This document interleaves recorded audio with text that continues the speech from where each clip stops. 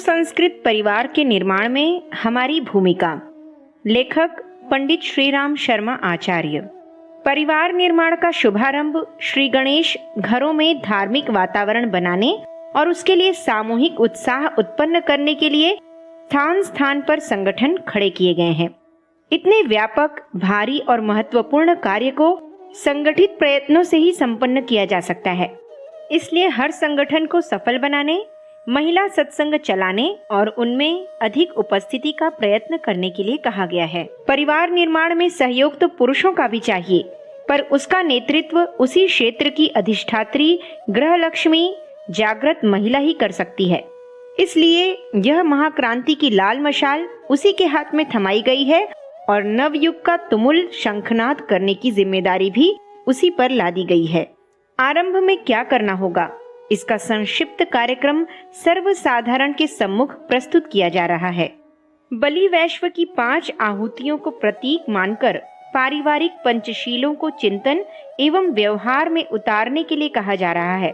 प्रत्येक व्यक्ति के लिए भावनात्मक, चारित्रिक, पारिवारिक, आर्थिक, सामाजिक क्षेत्रों में पालन करने योग्य 5 पंचशील अनुबंध अनुशासन हैं।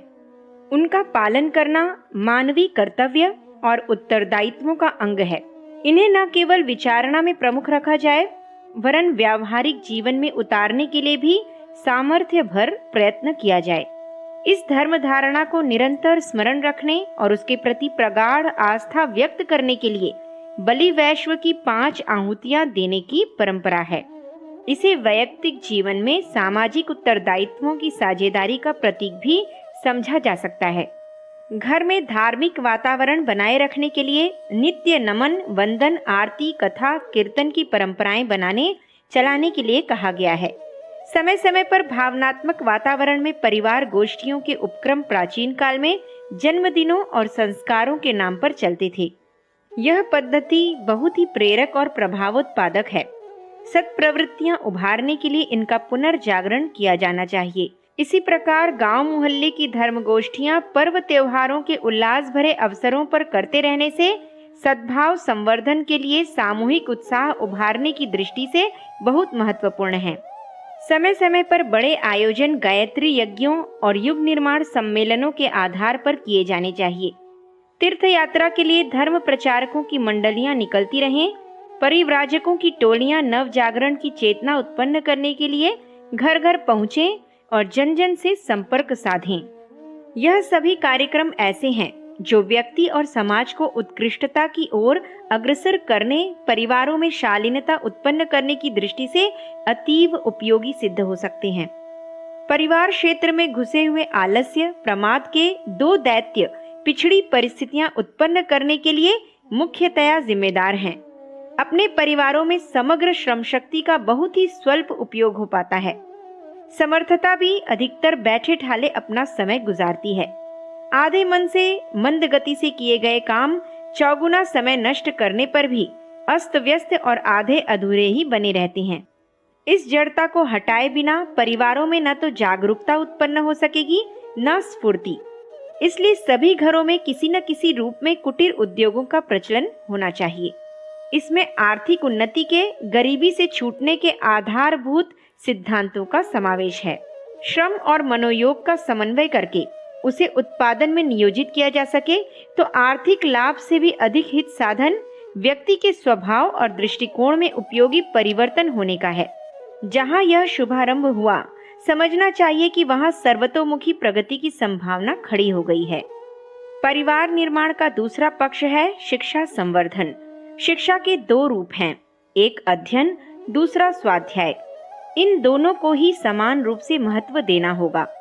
स्वाध्याय के लिए हर घर में एक प्रज्ञा पुस्तकालय होना चाहिए, जिसमें चुना हुआ ऐसा साहित्य ही रखा जाए जो व्यक्ति, परिवार और समाज के नव निर्माण में व्यावहारिक मार्गदर्शन कर सके। ऐसी एक भी पुस्तक न रहे जो गंदगी एवं विकृति को परोक्ष रूप से प्रोत्साहन देती हो। साहित्य का उद्देश्य है चिंतन को परिष्कृत करना। यदि उद्देश्य का ध्यान न रखा जाए और बचकाने मनोरंजन के लिए भ्रष्ट पुस्तकें एकत्रित कर ली जाएं, तो उसे रसोई घर में विष पकाने की तरह ही समझा जाएगा। सत साहित्य को शिक्षित लोग नियमित रूप से पढ़ें और बिना पढ़ों को पढ़कर सुनाएं। इन दिनों सत्संग का यही व्यावहारिक स्वरूप है। नव सृजन के लिए यह प्रक्रिया अनिवार्य रूप से आवश्यक है।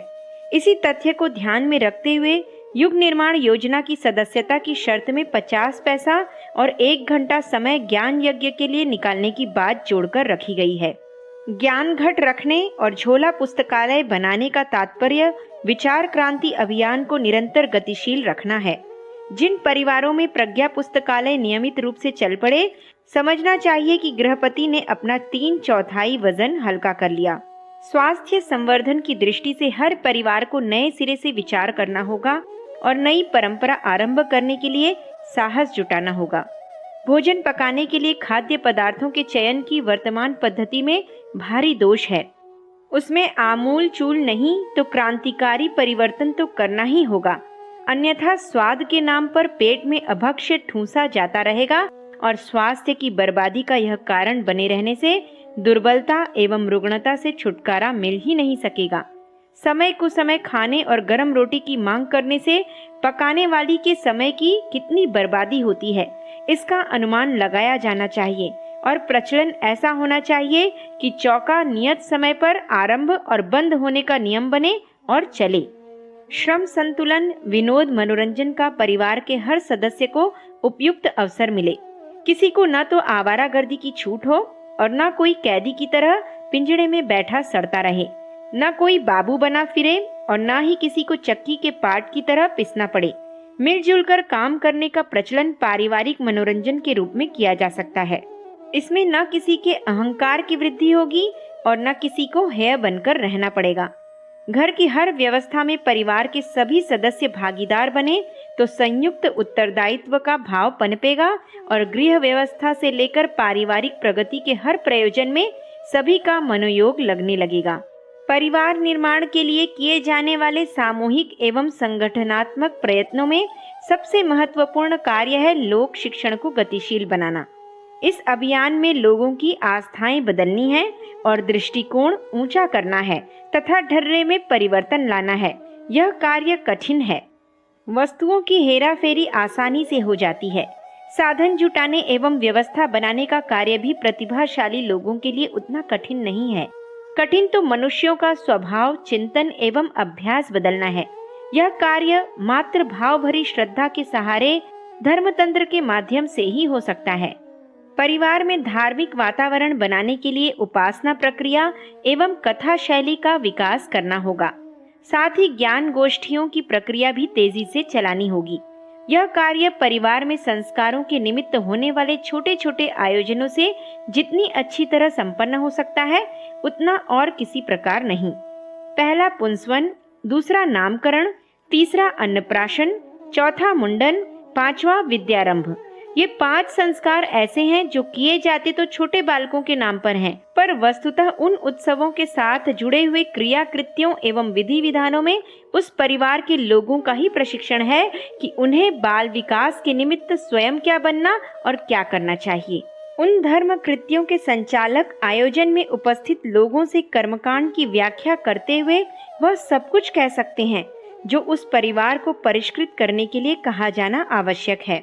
बच्चों को सभी प्यार करते हैं और उनके कल्याण की कामना एवं हर्ष अभिव्यक्ति के लिए उत्सव मनाने की इच्छा सभी को होती है। जन्मदिन आदि पर चिर पुरातन को नित नवीन के साथ जोड़ देने से श्रद्धा और विवेक का समन्वय बन पड़ता है और उसका प्रतिफल हर दृष्टि से उत्साहवर्धक होता है।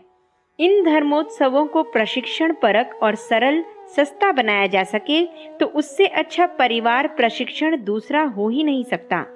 अभियान द्वारा निर्धारित पद्धति में यह दोनों ही तथ्य भली भांति जोड़ दिए गए हैं।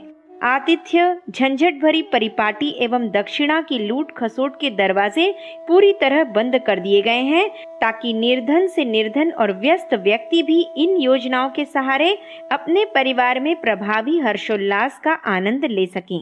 इसी प्रकार शाखा सदस्यों में से ही ऐसी महिलाएं प्रशिक्षित की जा रही हैं जो इन आयोजनों के कर्मकांडों की व्याख्या करने के साथ साथ उस परिवार को, उपस्थित समुदाय को अभिष्ट प्रेरणाओं से अनुप्राणित कर सकें। इस प्रचलन को आरंभ करने एवं गतिशील बनाने में बहुत कठिनाई नहीं है, क्योंकि परंपरा प्रवाह साथ जुड़ा होने से महिलाओं को उसके लिए सहज ही सहमत किया जा सकता है।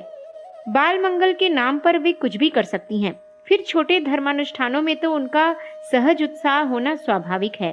संगठन द्वारा घर घर जाकर अथवा ज्ञान गोष्ठियां बुलाकर महत्व बताने एवं उत्साह उत्पन्न करने का प्रयास किया जाए तो घर घर से इसकी मांग उठेगी और संगठन को इसकी व्यवस्था बनाने के लिए सुविस्तृत एवं सुनियोजित प्रबंध करना पड़ेगा। बच्चों के संस्कार आयोजन महिलाएं ही मिलजुल कर लिया करें, किंतु सदस्याओं एवं सदस्यों के जन्मदिन ऐसे हों जिनमें नर नारी सभी की उपस्थिति बड़ी संख्या में होनी चाहिए और उन्हें सफल बनाने के लिए अपेक्षाकृत अधिक दौड़ धूप की जानी चाहिए। जन्मदिन के आयोजन में व्यक्ति निर्माण के समस्त तत्व विद्यमान हैं। आत्म निर्माण के लिए जितनी प्रेरणाएं अभिष्ट हैं, व्यक्ति विशेष को जो संकेत किया जाना आवश्यक है, वह सब कुछ आयोजन के क्रिया कृत्यों की विवेचना करते हुए ही कहे जा सकते हैं। परिवार निर्माण और आत्म निर्माण की समन्वित शिक्षण प्रक्रिया जन्मदिन आयोजन के भाव भरे वातावरण में इस प्रकार चलाई जा सकती है कि उसका गहरा प्रभाव पड़े और तदनुकूल आचरण का क्रम चल पड़े। शाखा संगठनों को इनके लिए घर घर उत्साह उत्पन्न करने के अतिरिक्त यह प्रबंध भी करना होगा कि प्रभावी सदस्य वहां पहुंचकर सारी व्यवस्था स्वयं संभाल सकें। पूर्व परिचित प्रक्रिया न हो तो हर किसी को अड़चन का सामना करना पड़ता है। जिनके यहाँ आयोजन होते हैं उन्हें किसी अड़चन का सामना न करना पड़े, हर वस्तु बिना भाग दौड़ के मिल जाए, व्यवस्था संचालन में अड़चन न पड़े, यह उत्तरदायित्व शाखा को ही संभालना चाहिए। इसके लिए सुयोग्य, अनुभवी और प्रतिभाशाली कार्यकर्ताओं की संख्या बढ़ानी चाहिए तथा इन आयोजनों में जिन वस्तुओं की आवश्यकता पड़ती है उन सब की व्यवस्था शाखा के पास रहनी चाहिए ताकि किसी को भागदौड़ न करनी पड़े और सभी आवश्यक वस्तुएं एक ही जगह तत्काल उपलब्ध हो सकें। गीत वाद्य की व्यवस्था इन अवसरों पर हो सके तो आनंद एवं आकर्षण में और भी अधिक वृद्धि हो जाती है। महिलाएं आपस में मिलजुल कर भजन मंडली बना सकें तो बहुत ही उत्तम है, अन्यथा आवश्यकता अनुसार पुरुष गायक वादकों का भी प्रबंध किया जा सकता है। एक सीमा तक तो यह कार्य टेप रिकॉर्डर और लाउड स्पीकर के सम्मिलित सुयोग से ही हो सकता है। शाखा संगठन को इन पारिवारिक आयोजनों का, ज्ञान गोष्ठियों का विस्तार एवं प्रबंध करने में प्रमुखतया संलग्न होना चाहिए। प्रचार प्रक्रिया के समतुल्य ही दूसरा पक्ष है साधन जुटाना। यह कार्य भी संगठन को ही करना चाहिए। विद्यालय के लिए, सत्संग के लिए, दफ्तर के लिए उपयुक्त स्थान चाहिए। इसके अतिरिक्त प्रचार साधनों के लिए पैसा चाहिए। यंत्र उपकरण, साहित्य तथा पूजा उपचार के उपकरण जुटाने में काफी पैसा लगता है। इसका प्रबंध मिलजुल कर ही किया जा सकता है। जनशक्ति की तरह ही धन शक्ति भी आवश्यक है, अन्यथा मात्र उत्साह प्रदर्शित करने भर से भी काम नहीं चलेगा। प्रगति की गाड़ी रुक जाएगी। चंदा करने के लिए रसीद बहियां प्रज्ञा मंडल अथवा महिला मंडल के नाम से छपाई जा सकती हैं। शाखा संगठन में अग्रणी तो महिलाएं ही होंगी, पर उनका पृष्ठपोषण पुरुषों को ही करना होगा। प्रभाव और संपर्क की दृष्टि से वे ही आगे होते हैं। इसलिए संगठन खड़ा करने, उसके लिए सहयोग जुटाने एवं साधन एकत्रित करने की भूमिका उन्हें ही निभानी चाहिए। जहां समर्थ शाखा संगठन होंगे, जहां उत्तरदायित्वों के निर्वाह में उत्साह होगा, वहां देखते देखते परिवार निर्माण की प्रक्रिया को द्रुत गति से अग्रसर और उत्साहवर्धक रीति से सफल होते देखा जा सकेगा।